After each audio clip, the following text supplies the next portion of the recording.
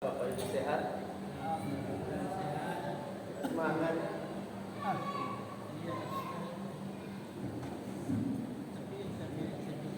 Bismillah. Assalamualaikum warahmatullahi wabarakatuh.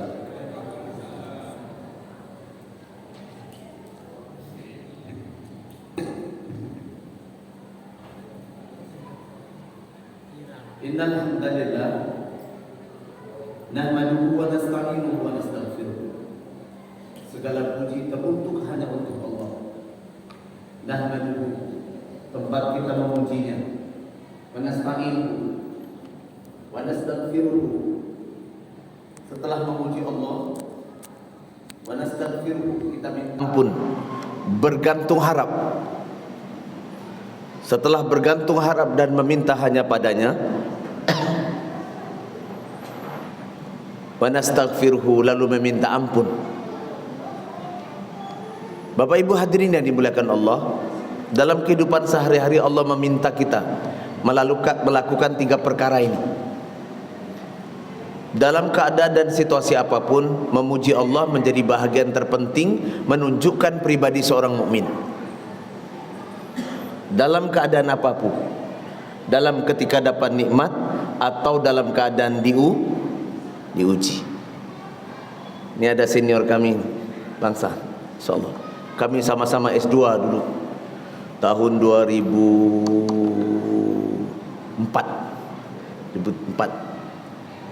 Beliau dari transportasi, saya dari psikologi di UGM, insyaallah. Sehat Bang Dah. Kita lanjutkan saudara yang dimuliakan Allah. Allah meminta kita untuk menjaga 3 hal. Pertama, nahmaduhu, puji-pujian. Dalam keadaan dapat nikmat atau dalam keadaan diuji. Dalam keadaan dapat nikmat, orang sanggup mengucapkan alhamdulillah, dapat rezeki alhamdulillah, anak kami lulus alhamdulillah. Nikmat. Normal Pak, nikmat. Tetapi ketika diuji orang mampu mengucapkan alhamdulillah, ini di atas ilmu dan iman. Ini bedanya. Tidak semua muslim yang mukmin mampu mengucapkan alhamdulillah dalam keadaan apapun dan dalam situasi bagaimanapun. Kebanyakan kita mengucapkan alhamdulillah ketika dapat nikmat. Itu perkara pertama. Seperti kita mengajukan permohonan kepada Pak Bupati, Wali Kota, Kak Gubernur, mesti kita puji dulu. Yang mulia, yang terhormat, Al-Fadil, Syekh dan seterusnya. Baru kita sampaikan permohonan kita. Allah mengajar demikian, nahmaduhu. Setelah perintah memujinya, lalu perintah nasta'inuhu. Tempat kita meminta, tempat kita bergantung harap. Sekali lagi, hanya orang yang berilmu dan beriman mampu meminta, dan memintanya itu tulus ikhlas, karena meminta kepada Allah adalah ibadah. Meminta ibadah. Diberi nikmat, tidak diberi pun rahmat. Kedua-duanya kebaikan. Bukankah kita selalu mendengar hadis, indah betul seorang mukmin bila dia diberikan nikmat, dia bersyukur. Bila dia diuji, dia istighfar dan sabar. Ini pribadi seorang mukmin yang berilmu. Jadi perintahnya 3 serangkai. Nahmaduhu, memuji Allah. Setelah memujinya baru nasta'inuhu, ajukan permohonan. Dan jangan lewatkan yang ketiga, nastaghfiruhu, minta ampun. Kalau ada seorang muslim dalam kehidupan sehari 24 jam tidak ada istighfar, maka dia bukan muslim yang muhsin. Saya ulangi, kalau ada kehidupan seorang muslim dalam satu hari kurang istighfarnya dari 100 kali, dia bukan muslim yang muhsin. Nabi SAW 100 kali istighfar Pak, pagi, 100 kali petang, astaghfirullah wa atubu ilaih. Berapalah payahnya sambil memperbaiki selang nak nyiram air, astagfirullah wa atubu ilaih. Dari masjid ke rumah bapak 100 langkah, setidaknya 100 istighfar. Astagfirullah wa atubu ilaik. Mau tambah astagfirullahalazim, silakan. Astagfirullahalazim wa atubu ilaik, silakan. Tapi sekurang-kurangnya astagfirullah wa atubu ilaik. Ya Allah, aku minta ampun dan aku taubat kepadamu. Ingat, 3 perintah serangkai. Ini sunnah pertama, jangan lewatkan. Yang kedua, ini sunnah. Setiap hari kekasih kita Nabi SAW mengajarkan kepada kita 2 perkara. Perkara pertama, agar kita berlindung dari keburukan-keburukan diri kita. Kita tampaknya casingnya soleh, tuan. Casingnya aja soleh, penampilannya soleh, tapi kadang keburukan banyak pada diri kita. Allah mengajarkan melalui hadis, melalui lisan Nabi SAW untuk berlindung 2 perkara. Pertama, keburukan diri kita. Kedua, keburukan amal. Amal yakni ibadah, amal yakni amal soleh. Allahumma inni a'udzubika min sururi anfusina wa min sayyiati a'malina. Lihat, perintah siapa ini? Perintah Allah melalui lisan Nabi SAW. Allahumma inni as'aluka, Allahumma inni na'udzubika min sururi anfusina. Ya Allah, jauhkan aku dari keburukan as-surur anfusina, keburukan diriku. Kadang kita di tengah keramaian di masjid kita soleh, Pak. Di tengah keramaian orang, di tempat majelis ilmu, di tempat majelis orang-orang baik, kita soleh. Ketika ibadah kita soleh. Tetapi ketika kita luar dari koridor ini, na'udzubillah, kita melakukan keburukan diri kita. Nanti kita akan datangkan contoh-contoh orang yang soleh di depan publik tapi maksiat ketika sendiri. Diminta agar kita meminta kepada Allah. Kita sejatinya tak bisa kuat, Pak. Bapak Ibu hadirin yang bisa sholat 5 waktu di masjid, atau sekurang-kurangnya hari ini bisa sholat maghrib di sini, bukan karena bapak punya waktu, ibu punya kesempatan. Bukan karena bapak sehat, ibu sehat, enggak. Tuan-tuan bisa sholat di sini karena Allah masih memberikan rezeki agar anda tercatat oleh Raqib mendapat pahala sholat berjamaah plus majelis ilmu plus sholat isya. Agar dicatat oleh Raqib, Allah yang berkehendak. Kalau Allah tak berkehendak ketika itu, dibuat saja alasan, dibuat alasan macam-macam. Datang tamu lah, mau ke masjid tiba-tiba sakit perut lah. Allah berkehendak tidak. Sekarang Allah masih berkehendak dan mencintai kita agar senantiasa kita dapat solat berjamaah, lalu duduk dalam majelis ilmu, lalu insya Allah nanti solat isya. Allah ingin mencatat kita oleh catatan Raqib, tercatat pahala solat berjamaah, tercatat pahala majelis ilmu, duduk di taman-taman surga, dan tercatat menunggu waktu dari maghrib ke isya. Menunggu waktu dari maghrib ke isya adalah salah satu ciri, ingat, salah satu ciri makhluk Allah di kolong langit ini yang dirindui surga. Ciri, Pak. Allah masih mencatat kita dan pingin kita mendapat pahala apa? Solat malam, setengah malam full. Mana dalilnya? Hadis sahih Bukhari, Muslim, Abu Daud, diriwayatkan oleh Imam Ahmad. Kata Nabi SAW, man solatul jamaah isya, siapa solat berjamaah isya, solat berjamaah isya, Pak, kutiba alaihi, dicatatkan kepadanya, telah dicatat untuknya nisful lail, setengah malam dia solat sunnah. Solat isya berjamaah, bapak telah dapat pahala setengah malam. Kalau solat subuh berjamaah, bapak dapat pahala penuh separuh malam, setengah malam, ditambah lagi solat isya 1,5 malam. Nah, lihat, Allah masih memberi rezeki kita itu. Karena itu tuan-tuan yang dimuliakan Allah, mintalah selalu kepada Allah, wa na'udzubillahi min sururi anfusina, dari keburukan-keburukan diri kita. Ya Allah, jauhkan aku dari keburukan diri, keburukan diri kita. La ilaha illallah. Kalau Allah tontonkan keburukan diri kita, kita sendiri pun takut melihat keburukan-keburukan diri kita. malasnya ibadah, sedikitnya baca Quran, masih tergiurlah pada perkara-perkara yang maksiat. Allah, kita minta kepada Allah. Yang kedua, dan inilah yang paling menakutkan, inilah topik yang insyaallah kita akan bahas beberapa menit. Apa dia? Setelah kita diajarkan agar berlindung dari keburukan-keburukan diri kita, min sururi anfusina, kita diajarkan oleh kekasih kita Nabi sallallahu alaihi wasallam agar kita berlindung wa min sayyiati a'malina. Ya Allah, jauhkan aku, jauhkan kami dari keburukan amal. Amal ibadah Ustaz, iya. Amal soleh, iya.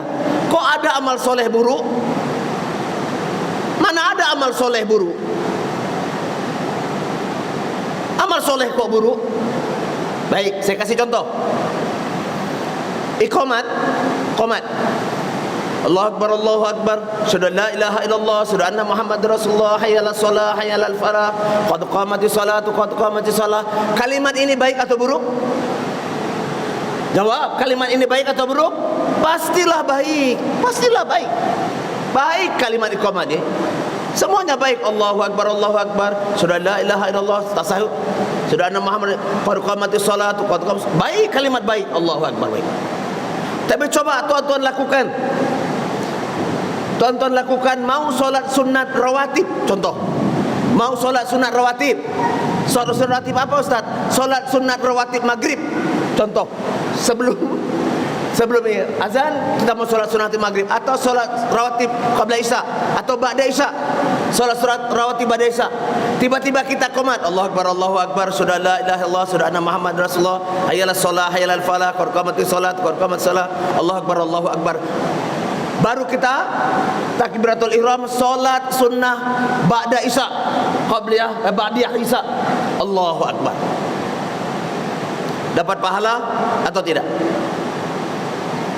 Bacaan iqamat yang kita bacakan sengaja untuk memulai solat qabliyah, solat ba'diyah isya, solat ba'diyah isya, dapat pahala atau tidak? Pahala atau tidak? Ini dia. Untuk menjawabnya ilmu, untuk menjawabnya fikih. Ada ndak tuntunan? Ada ndak yang diajarkan oleh mazhab kita Imam Syafi'i? Contoh, mau solat isya, salah satu di antara sunnahnya iqamat. Mau solat sunnah setelah isya, ada? Al-jawab, tidak ada. Tidak ada. Kita menyangka ini baik, kita menyangka ini mendapat kebaikan. Nah, kerjakan saja sudah. Setelah salam, imam berdoa, mau doa bersama monggo, mau doa ifradi silakan. Setelah itu solat ba'da isya, selesai. Tanpa diawali dengan iqamat. Tanpa diawali dengan iqamat. Atau mau solat duha, nih kita awali dengan iqamat, padahal iqamah baik. Nah, maka diatur oleh ilmu dalam fikih, tidak digunakan iqamah pada solat sunnah. Betul? Tidak ada alasan, tidak ada dalil, tidak ketentuan iqamah digunakan pada solat sunnah. Raya dulu miskin, lalu kaya raya, lupa dengan Allah, lalu Allah benamkan dalam tanah, ya, dalam tanah karena kufur nikmat. Saking banyaknya harta korun, sampai misalkan kita gali sumur nih di ujung jalan Duyung, jalan baru tuh, gali eskapator, gali, jumpalah kendi Kuningan. Hebohlah tukang gali eskapator tuh. Apa tuh kendi Kuningan? Buka, mungkin dalamnya ada emas. Maka orang menyebut harta korun. Kapan pula lah korun meletakkan hartanya di situ di ujung jalan Duyung? Harta korun, Pak. Saking banyaknya hartanya terbenam. Tapi tahukah kita siapa korun? Korun, Pak, darah biru. Maknanya masih sepupu kandungnya Nabi Musa alaihissalam. Qarun itu keluarga Nabi Musa. Setiap hari mendatangi Musa ketika dia mencari Musa, doakan aku biar kaya. Doakan aku. Qarun Pak, bukan tanggung-tanggung. Qarun menghafal Taurat. Dalam riwayat dikatakan Qarun itu hafal Taurat. Qarun itu kalau membaca Taurat suaranya baik, merdu. Semua Bani Israel ketika Qarun membaca Taurat mereka akan terdiam. Allah berikan keistimewaan kepada Qarun. Darah biru keluarganya Nabi Musa, Nabi keluarganya Nabi Musa. Dua, menghafal kitab suci. Kalau sekarang menghafal Quran lah. Menghafal Taurat. Kalau baca Taurat Bani Israel akan terdiam, begitu hebatnya. Tetapi kenapa Allah jatuhkan dia dalam kehinaan? Allah laknat Qarun. Kenapa? Allah gambarkan dalam surah Al-Qasas ayat 78. Apa perkataan Qarun? Al-Qasas 78. Mari kita rujuk ayatnya agar kita paham. Darah biru hafal kitab suci. Kalau sekarang hafal Quran, zaman Nabi Musa hafal Taurat.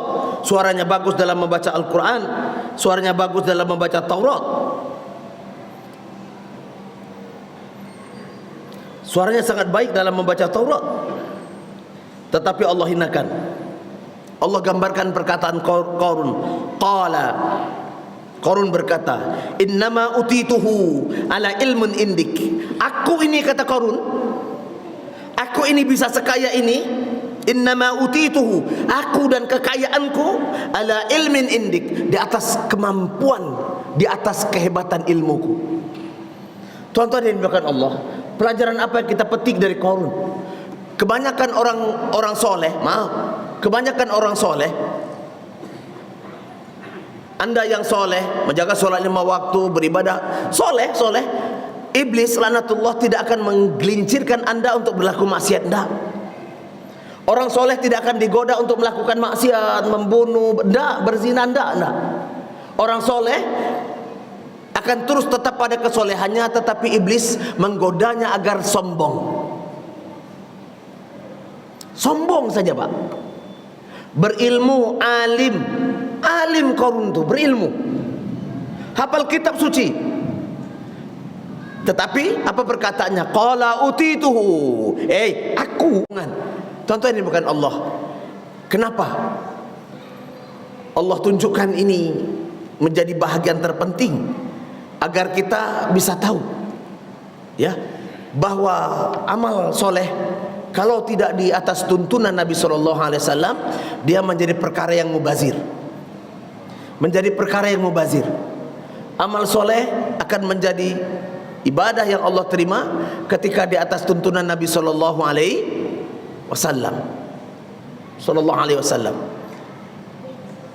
Kalaulah tidak dengan ilmu dan iman, kita tidak akan dapat bahagian dari pahala amal soleh yang kita kerjakan. Saya tanya ke Bapak Ibu, kenapa Bapak Ibu sholat maghrib berjamaah di masjid? Sah enggak kalau sholat maghrib di rumah? Sah enggak Bu? Sah. Sah kan Pak? Sah. Tapi kenapa Bapak pilih di masjid? Pak Ustadz, saya pilih sholat maghrib berjamaah di masjid karena ada dalil yang mengatakan apa? Sholat berjamaah lebih afdol daripada sholat sendiri. Berapa kelipatan afdolnya? 25 atau 27. Kalau aku sholat di rumah, 1 di masjid 27. Yang 1 tu belum dapat pula dikatakan diterima. Kalau 27 dijamin, karena di antara jamaah ini mungkin ada beberapa yang di antaranya diterima, maka terbawa rendonglah gitu. Kami tidak hafal dalilnya Pak Ustaz, tapi begitulah kata hadis. Anda sedang beribadah di atas tuntunan.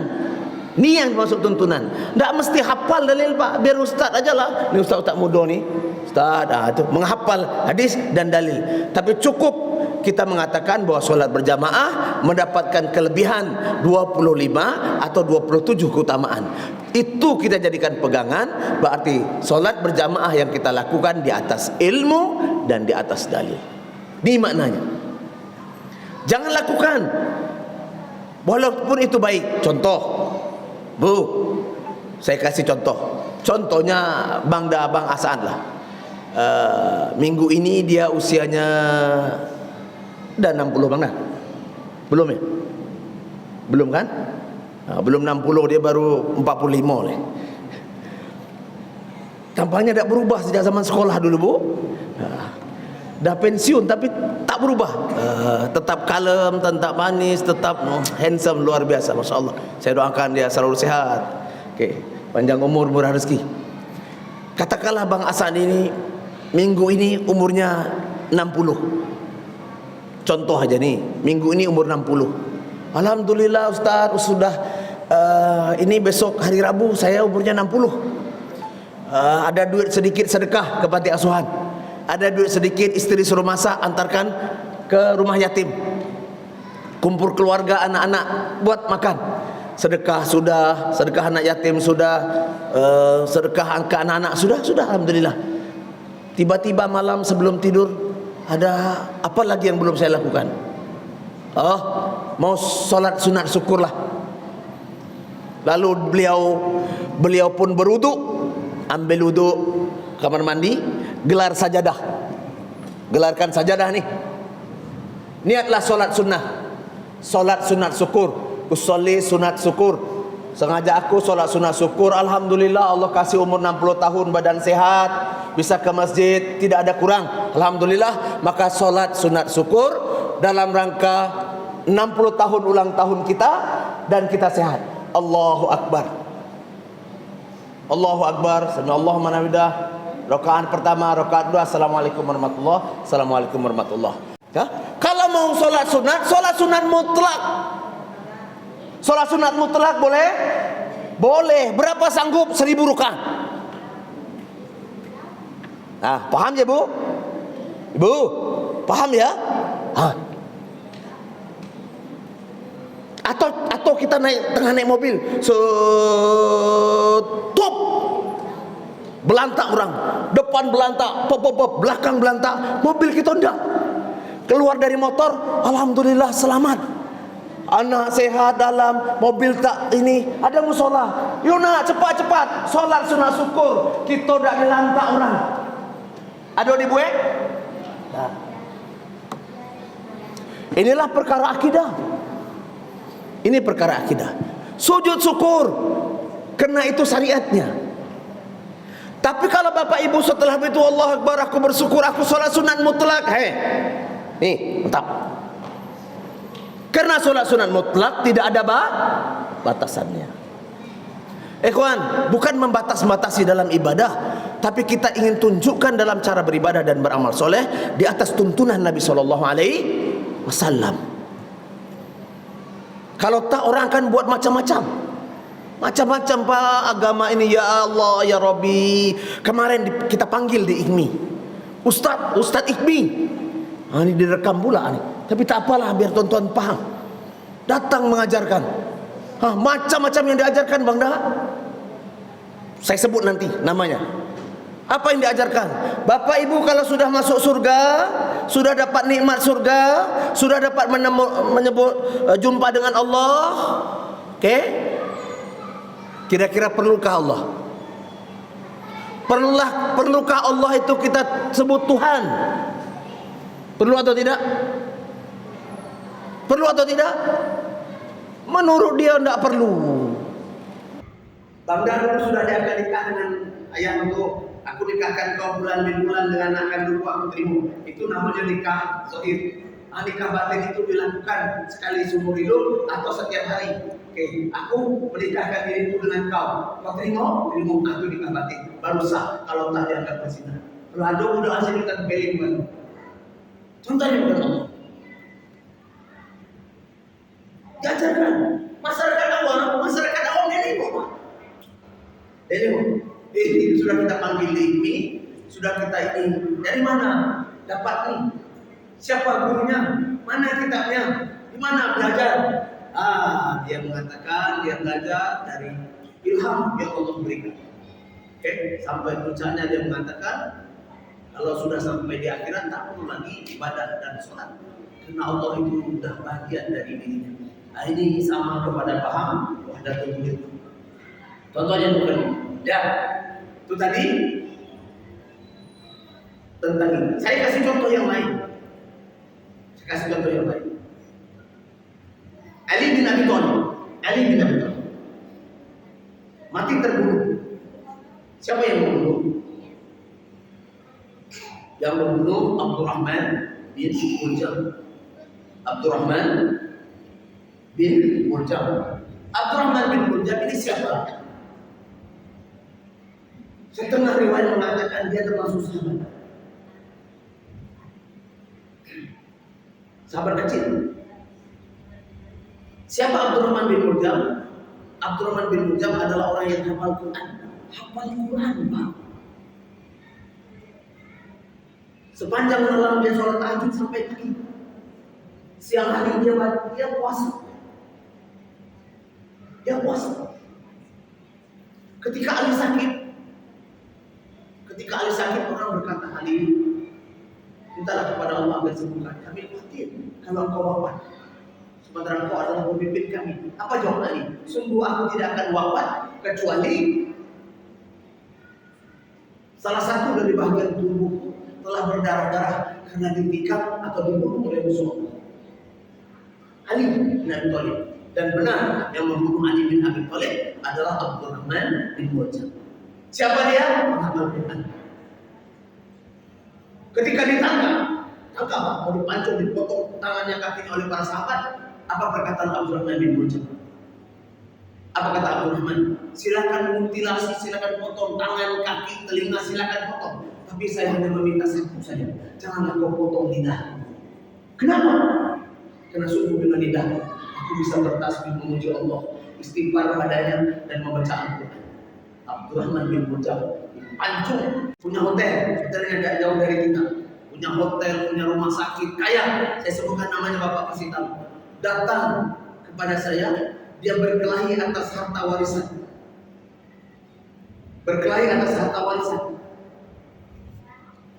Adik-adik dan kakaknya perempuan bagi rantoda. Kita tinggal balimo dari 7 saudaranya meninggal, 2 kita tinggal balimo bagi ranto. Seperti belas narko bagi ranto. Jadi si abang ini datang, Ustaz, mana yang paling baik? Harta peninggalan ayah kami ini berupa 1, 2, 3, 4. Adik perempuan kami sebahagian dari adik dan abang kami minta agar ini bagi rata. Kami ingin bagi secara syariat, tapi mereka merasa tidak adil. Kenapa?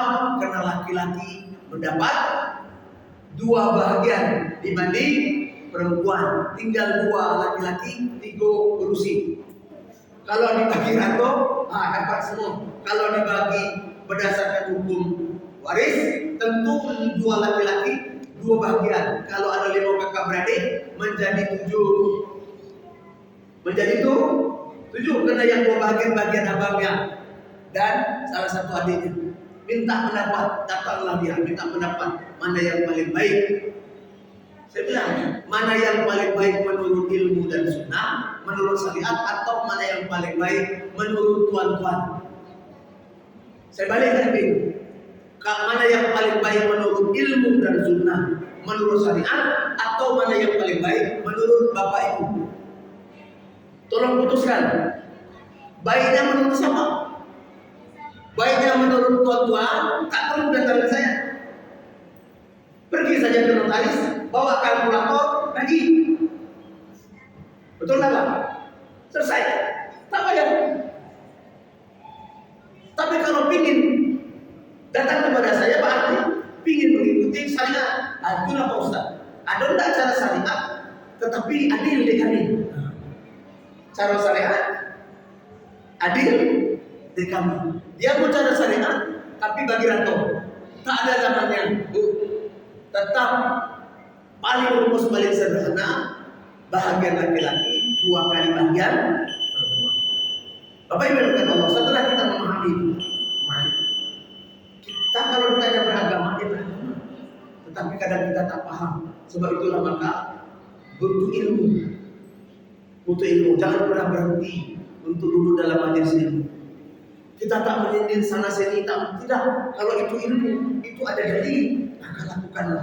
Insya Allah itu akan mendatangkan kebaikan. Tetapi kalau itu tak berilmu, tidak ada dalilnya dan itu menyangkut perkara akidah, jangan lakukan karena dia akan membawa kesirikan. Sirik tanpa kita ketahui. Waktu yang tak memungkinkan kepada kita, saya minta maaf dunia dan akhirat, karena sebenarnya intinya itu ada pada hadis Nabi Sallallahu Alaihi Wasallam riwayat oleh At-Tabrani, hadis hasan sahih. Tapi waktu dan Allah jelaskan pula dalam surah Nisa ayat 137 penjelasan tentang ayat ini. Lain waktu insya Allah kita akan bahas dengan dua perkara yang Allah minta pada Nabi Sallallahu. Pertama, Allahumma inni a'udzubika min shururi anfusina wa min sayyiati a'malina.